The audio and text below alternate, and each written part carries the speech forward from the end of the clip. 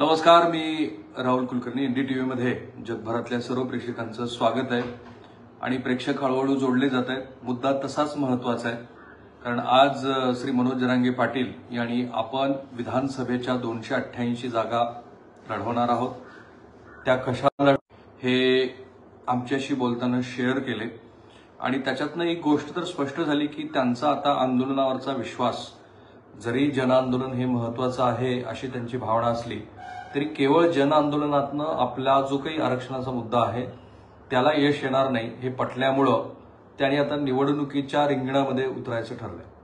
आता यातनं दोन प्रश्न निर्माण होतात. आजपर्यंतचा महाराष्ट्रातला सामाजिक चळवळींचा, शेतकरी प्रश्नविषयक चळवळींचा आणि तत्सम कुठल्याही प्रश्नाला घेऊन केलेल्या आंदोलनाचा जर इतिहास बघितला तर त्या आंदोलनातून जे राजकीय नेतृत्व समोर आलं, शरद जोशी त्याचं उदाहरण आहे. मेधा पाटकर ज्यांनी आपतर्फे मुंबईतनं निवडणूक लढवली ते एक उदाहरण आहे. तर यांना राजकीय यश मिळालेलं नाही असं दिसतंय. आणि म्हणून मी शेवटचा प्रश्न मनोज जरांगे पाटील यांना हाच विचारला की तुम्ही याचं आकलन केलेलं आहे का की एखादी सामाजिक प्रश्नाची चळवळ जेव्हा राजकारणाच्या रिंगणामध्ये येते त्यावेळेला लोकांना असं वाटतं की हे सगळं राजकारणासाठी आणि त्यायोगे मिळणाऱ्या सत्तेसाठी चाललेलं आहे. तर त्यावरती मनोज जरांगे पाटील यांचं असं उत्तर होतं की त्यांनी देशभरातल्या अशा चळवळीचा अभ्यास केलेला आहे. ह्या चळवळीतनं जे नेतृत्व पुढं आलं त्यांना कुठं यश मिळालं, कुठं आलेलं नाही आणि अपयशाचे ते का धणी झाले. मग छत्रपती शिवाजी महाराजांचाही त्यांनी उल्लेख केला आणि त्यांना या गोष्टीचा विश्वास आहे की लोकसभा निवडणुकीमध्ये मनोज जरांगे पाटील यांनी न बोलता त्यांचं म्हणणं आहे जी भूमिका घेतली त्यामुळं जे यश महायुतीच्या विरोधात गेलं आणि महाविकास आघाडीला यश मिळालं त्या योगे मराठा समाजाची ताकद त्यांना कळालेली आहे आणि म्हणून आता एक राजकीय भूमिका घेण्याची वेळ आली आहे आणि ती भूमिका ते घेत आहेत. 288 विधानसभा मतदारसंघामध्ये मनोज जरांगे पाटील यांचे उमेदवार असतील. मी त्यांना हाही प्रश्न विचारला की तुमचा पक्ष कोणता, त्या पक्षाचा झेंडा कोणता, त्याबद्दलचा अजेंडा कोणता. तर त्यातले दोन मुद्दे त्याने 29 तारखेच्या बैठकीमध्ये आम्ही निश्चित करू असं सांगितलं. पण 4 महत्वाचे प्रचाराचे भाग त्यांचे असणार आहेत. पहिला अर्थातच मराठा समाजाच्या आरक्षणाचा मुद्दा आहे. दुसरा आहे तो मुस्लिम समाजाच्या आरक्षणाचा, धनगर समाजाच्या आरक्षणाचा. तिसरा शेतीविषयक प्रश्न, जलसिंचनाचे प्रश्न आणि मग त्या योगे असणारे महिला विषयक, तरुणांचे प्रश्न वगैरे असे सगळे मुद्दे घेऊन मनोज जरांगे पाटील हे महाराष्ट्रामध्ये 288 विधानसभा मतदारसंघात निवडणूक लढणार आहेत. त्यांचा फोकस हा मुख्यत्वे ज्या मतदारसंघामध्ये 40,000 आणि त्याहून अधिकचे मराठा मतदार आहेत त्या मतदारसंघामध्ये असेल आणि मग त्याप्रमाणे ते उमेदवारांची निवड करतील. एकाच जातीचे उमेदवार असणार नाहीत, वेगळ्या जात घटकांना बरोबर घेऊन त्यांना ही निवडणूक लढायची आहे. बरं, त्यांना ह्याबद्दलचा पूर्ण विश्वास आहे की ते महायुतीचे 113 आमदार पाडू शकतात. आता 113 आमदारांचं जे आकलन त्यांनी मांडलेलं आहे त्यात मला थोडीशी जी काही समज दिसते, थोडी बहुत ह्या पत्रकारितेच्या अनुषंगाने आलेली, ते म्हणजे मराठवाड्यातले 48 विधानसभा मतदारसंघ, उत्तर महाराष्ट्रातल्या नगर जिल्ह्यातले 10 ते 15 मतदारसंघ, सोलापूर जिल्ह्यातले 10 विधानसभेचे मतदारसंघ, या मतदारसंघावरती मनोज जरांगे पाटील यांच्या भूमिकेचा प्रभाव पडू शकतो. पूर्व आणि पश्चिम विदर्भामध्ये तुलनेनं मराठा समाजाचा जो प्रश्न आहे तो इतका विचार प्रवृत्त झालेला नाहीये. जे लोकसभा निवडणुकीमध्ये जरी आपल्याला दिसलं की यवतमाळ मतदारसंघामध्ये महायुतीच्या उमेदवाराचा पराभव झाला, पण तरी सुद्धा त्यांचं 113चं जे आकलन आहे ते किमान 70 ते 80 विधानसभा मतदारसंघामध्ये निश्चितपणे ते प्रभावी ठरू शकतं. आता ते किती उमेदवारांना पाडून आणतील यापेक्षा पॉलिटिक्समध्ये जो न्यूसेन्स व्हॅल्यू आपण ज्याला म्हणतो तो न्यूसेन्स व्हॅल्यू जरूर मनोज जरांगे पाटील यांच्या बरोबर आज तरी आहे. जे लोक लोकसभा आकड्यांचं अरिथमॅटिक हे विधानसभा निवडणुकीला लावतायत ते चुकण्याची अधिक शक्यता आहे. कारण मग त्या आकड्यावरती जर तुम्ही गेलात तर 2019ला लोकसभा निवडणुकीमध्ये जे यश तेव्हाच्या उद्धव ठाकरे आणि देवेंद्र फडणवीस या दोघांच्या सरकारला मिळालं होतं तेव्हा अगदी 225 पासून ते 256 पर्यंत वगैरे तेव्हाच्या युतीला जागा मिळतील वगैरे असं म्हटलं गेलं होतं. प्रत्यक्षात काय झालं ते महाराष्ट्राने बघितलं. विधानसभेच्या निवडणुका ह्या पूर्णपणे वेगळ्या मुद्द्यावरती लढल्या जातात. तिथे 5-10 हजाराचा फरक हा खूप मोठा फरक असतो. त्या आमदारांचं वैयक्तिक असलेलं जनसंपर्काचं जाळं हे फार महत्वाचं ठरतं. जसं काल मी जुन्नरमध्ये होतो आणि मी हे विचारत होतो लोकांना की दिलीप वळसे पाटील जे आता सहकार मंत्री आहेत, गृहमंत्री होते, त्यांच्या विरोधामध्ये ज्या निकमांना श्री शरद पवार बळ देतात तर त्यांचं काय होईल. तर लोकांची वेगवेगळी मतं होती. ते असं म्हणाले की जुन्नरच्या मध्यपठ्ठ्यामध्ये निकम हे थोडेसे प्रभावी ठरतील किंवा त्या भागामध्ये त्यांना यश मिळेल. इतरत्र मात्र सहकारी संस्थांच्या माध्यमातून दिलीप वळसे पाटील यांचं जे जाळं आहे ते उपयोगाला येईल. लोक शेवटी विचार हाच करतील की माझ्या उपयोगाला पडणारा कोण आमदार आहे, जो मंत्री पण होऊ शकतो. लोक हाही विचार करतील की जर निकम यांना आपण मतं दिली, अर्थात हे फक्त उदाहरणादाखल, मला यातनं काही निकम यांचं राजकीय महत्व कमी करायचं नाही किंवा दिलीप वळसे पाटील यांचा अजिबात प्रचार करायचा नाही. लोक काय विचार करतात, अर्थात शरद पवार यांचा जो काही झंझावात सुरू आहे त्यात हे सगळे मुद्दे गैरलागू सुद्धा होऊ शकतात. तर निकमांचे प्लस पॉइंट्स आणि मायनस पॉइंट सांगत असताना दिलीप वळसे पाटील यांचे प्लस पॉइंट अधिक आहेत असं लोक आणि तिथले स्थानिक पत्रकार विश्लेषण करत होते. हा मुद्दा विधानसभा निवडणुकीमध्ये अत्यंत महत्वाचा ठरतो की त्या आमदाराचा त्या भागात असलेला संपर्क आणि त्याचं पॉलिटिकल प्रॉस्पेक्ट हे लोक त्याचा विचार करतात. आणि म्हणून मनोज जरांगे पाटील यांचं हे जे आंदोलनाचं आत्ताचं वळण आहे ते फार महत्वाचं आहे आणि अंतिमतः ते ह्या चळवळीचं भविष्य ठरवणार आहे. अनेक मुद्द्यांचा मनोज जरांगे पाटील यांच्याबरोबर आम्ही उहापोह केला. त्यांना मी हेही विचारलं की तुम्ही शरद पवार यांचा जर उमेदवार बारामतीमध्ये असेल, श्री उद्धव ठाकरे यांचे चिरंजीव जे वरळीतनं आत्ता आमदार आहेत ते तिथे उभा असतील आणि नाना पटोले जे की स्वतः आमदार आहेत आणि आत्ता आमदारकीची निवडणूक लढणार आहेत, तर या तिघांच्या मतदारसंघामध्ये जाऊन तुम्ही त्यांचा विरोधी प्रचार करणार आहात का. त्याबद्दल ते असं म्हणाले की मी 29 तारखेला भूमिका स्पष्ट करेन. पण एक गोष्ट स्पष्ट आहे की मनोज जरांगे पाटील यांना विधानसभेच्या निवडणुकीमध्ये महायुतीच्या विरोधात भूमिका घेत असताना महाविकास आघाडीचे उमेदवार कसे चालतील हे अधिक स्पष्ट करून लोकांना सांगावं लागेल.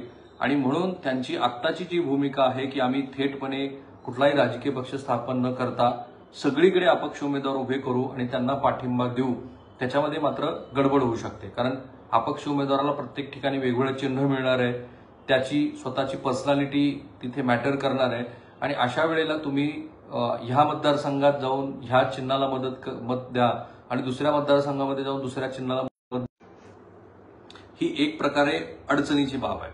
बरं, दुसरी आणखीन एक गोष्ट आहे जी मनोज जरांगे पाटील यांच्या विरोधात जाऊ शकते, ते म्हणजे ते असं म्हणाले की महाविकास आघाडी आणि महायुतीमध्ये जागा वाटपाचं एवढं त्रांगडं होणार आहे की अनेक आजीबाजी आमदार खासदार त्यांच्या संपर्कामध्ये आहेत, ज्यांना असं वाटतं की जर या महाविकास आघाडी आणि महायुतीकडनं आपल्याला तिकीट नाही मिळालं तर आपण मनोज जरांगे पाटील यांच्या पाठिंब्यावरती तिकीट मिळवू आणि निवडणुका लढू.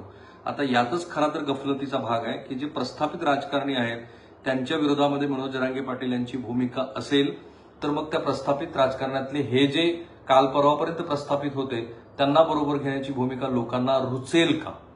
पण हे महत्वाचं वळण आहे. म्हणूनच आपण त्याची तात्काळ दखल घेतली की मनोज जरांगे पाटील यांनी NDTVला जी सविस्तर मुलाखत दिली त्याच्यामध्ये पहिल्यांदा त्यांनी खूप सारे तपशील दिले.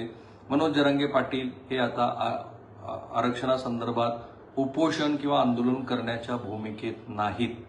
त्यांना आता इथून पुढे केवळ लोकांमध्ये जाऊन आपले उमेदवार निवडून आणणे किंवा इतरांचे उमेदवार पाडणे एवढंच सध्याचं त्यांच्या डोळ्यासमोरचं लक्ष आहे. आणि म्हणून ते आता पुढच्या टप्प्यामध्ये पश्चिम महाराष्ट्रात सोलापूरपासून ते पुण्यापर्यंत, नंतरच्या टप्प्यामध्ये उत्तर महाराष्ट्र आणि नंतरच्या टप्प्यामध्ये मुंबईमध्ये मेळावे घेणार आहेत. आणि त्यांची जी मांडणी दिसते आहे ती अशी आहे की मराठवाड्यातनं जो मराठा समाज विस्थापित झाला आणि पुण्यातल्या बाजार समितीपासून ते नवी मुंबईमध्ये माथाडी कामगार म्हणून काम करू लागला, तर त्याला डोळ्यासमोर ठेवून आपण एक राजकीय पक्ष स्थापन करावा असं दिसतंय. पण गेल्या काही दिवसातल्या मनोज जरांगे पाटील यांची वक्तव्याची पण आपण नोंद घ्यायला हवी. त्यांनी मुस्लिम धर्मियांच्या आरक्षणासंदर्भात एक भूमिका घेतली. ते धनगर समाजाचे जे आंदोलक आहेत त्यांना जाऊन भेटतात. ते थेटपणे हाके यांच्या विरोधामध्ये टीका करत नाहीत. त्यांच्या टीकेचा सगळा रोख हा छगन भुजबळ यांच्या विरोधात असतो. कारण ओबीसीतले जे इतर घटक आहेत ते आपल्याबरोबर राहावेत, माळी समाज वगळता. मराठा समाजाबरोबर मुस्लिम पण यावा, मराठा समाजाबरोबर धनगर समाज पण राहावा, अशा पद्धतीची ते मांडणी करताना दिसत आहेत. This is a wise political move. ज्यांना असं वाटत होतं की मनोज जरांगे पाटील हे कसलेले राजकारणी नाहीये, तर त्यांनी आपलं सगळं गणित करेक्ट करून घ्यावं. एकतर मनोज जरांगे पाटील हे कसलेले राजकारणी आहेतच, ते स्पॉन्टिनियस निर्णय घेण्यामध्ये पण प्रसिद्ध आहेत अनेक जणांचे अनेक आक्षेप आहेत. बऱ्याच जणांना वाटतं की मनोज जरांगे पाटील हे एकनाथ शिंदे यांच्या कह्यात आहेत आणि त्याप्रमाणे ते वागतात. अनेक जणांचं असं मत आहे की श्री शरद पवार हेच मनोज जरांगे पाटील यांना हव्या त्या भूमिका घ्यायला भाग पाडतात. हे दोन्ही प्रश्न मी त्यांना विचारले. त्या प्रश्नाची उत्तरं तुम्ही एनडीटीव्हीला मनोज जरांगे पाटील यांनी जी मुलाखत दिली आहे त्या मुलाखतीत तुम्ही शोधा. आता पुन्हा एकदा महाराष्ट्रामध्ये 2-3 नावं मी सांगतो तुम्हाला. शरद जोशी की जे शेतकरी चळवळीतलं सगळ्यात मोठं नाव होतं, त्यांनी सुद्धा एक राजकीय भूमिका घेतली. ती लोकांना पटली नाही, रुचली नाही आणि मग नंतरचा शेतकरी संघटनेचा जो इतिहास आहे तो सगळा फटाफटीचाच आहे. एक राजू शेट्टी यांचं जे राजकीय यश आहे, एकदा आमदार एकदा खासदार, तो अपवाद वगळता वामनराव चटप आणि हे सगळे ह्या मंडळींना, जी चळवळीत आलेली मंडळी आहे त्यांना महाराष्ट्राच्या भूमीनं कधीही थारा दिलेला नाही. अगदी कॉम्रेड मंडळी जी आहे त्यातले नरसाळ ॲडम सारखी काही उदाहरणं वगळली तर त्यांना सुद्धा थारा दिलेला नाही. गणपतराव देशमुख जे स्वतः अत्यंत निस्वार्थी आणि लोकांमध्ये मिसळणारा आमदार अशी त्यांची प्रतिमा होती, ज्यांनी महाराष्ट्राच्या राजकारणात सलग 9 वेळेला, एकदा अपवाद वगळता 9 वेळेला निवडून येण्याचा जो पराक्रम केलेला आहे त्याच्यामध्ये सुद्धा त्यांचं जे मतदारसंघातलं विशिष्ट असं गणित होतं, तो ज्यांना महाराष्ट्राचं राजकारण बारकाईनं बघतात त्यांना लक्षात येईल, ते गणित त्यांना अनुकूल होतं. हाही भाग आहे. पण शेकापला सुद्धा नंतरच्या काळामध्ये जो एकेकाळी कुठे 40-44 आमदार निवडून येणारा शेकाप हा गणपतराव देशमुख आणि विधान परिषदेमध्ये जयंत पाटील इथपर्यंत येऊन ठेपलेला होता. सो महाराष्ट्राचा हा पण इतिहास आहे की महाराष्ट्रामध्ये प्रस्थापित असलेल्या मंडळींच्या व्यतिरिक्त, राजकीय पक्षाव्यतिरिक्त इतर चळवळीला यश मिळालेलं नाही.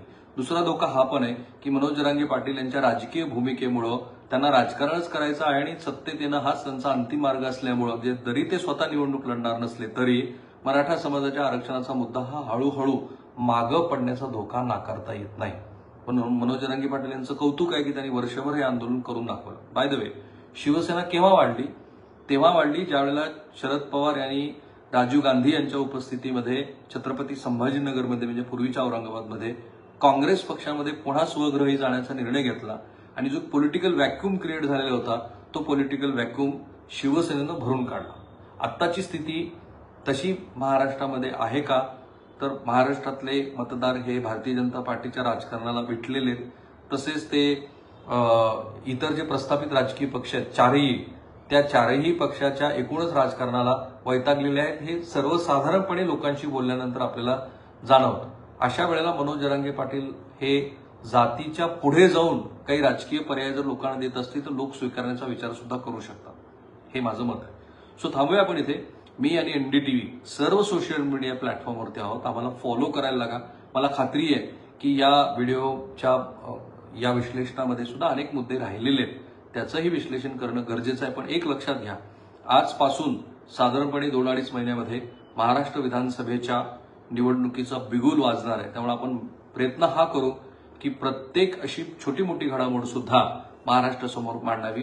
आता चर्चा सुरू झाली आहे, ते म्हणजे राजू शेट्टी, बच्चू कडू, प्रकाश आंबेडकर, मनोज जरांगे पाटील अशी सगळ्यांची मिळून एखादी तिसरी आघाडी होऊ शकते का? याबद्दलचं तुमचं मत सुद्धा या व्हिडिओच्या कमेंट बॉक्समध्ये जरूर करा.